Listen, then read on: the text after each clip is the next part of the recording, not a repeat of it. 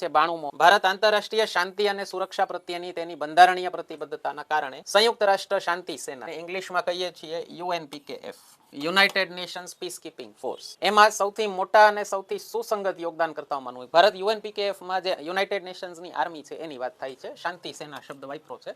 તો UNPKF માં સૌથી વધુ સૈનિકો મોકલતું દેશ ભારત છે. સૌથી મોટું છે, સૌથી સુસંગત. પહેલું કીધું છે આંતરરાષ્ટ્રીય કાયદા માટે સન્માન વધારવા, અહીંયા સન્માન વધારવા હોવું જોઈએ. અને આંતરરાષ્ટ્રીય શાંતિ જાળવવામાં યોગદાન આપવા માટે ભારતની સહભાગિતા માટે આ સત્તાવાર અને બંધારણીય તર્ક છે. બિલકુલ છે, બરાબર. આપણે હંમેશા ઇન્ટરનેશનલ લોનું સન્માન કર્યું છે. એક પેલા રાષ્ટ્રપતિ છે ભાઈ, બાજુવાળા દેશના રાષ્ટ્રપતિનું ઉપાડીને લઈ ગયા હમણાં. આપણે એવું ક્યારેય નથી કર્યું. આપણે હંમેશા મતલબ એ લોકોએ તો જિસકી લાઠી ઉસકી ભેંસ જ કરી નાખી છે. ભારતની સહભાગિતા માટે આ સત્તાવાર અને બંધારણ બિલકુલ છે.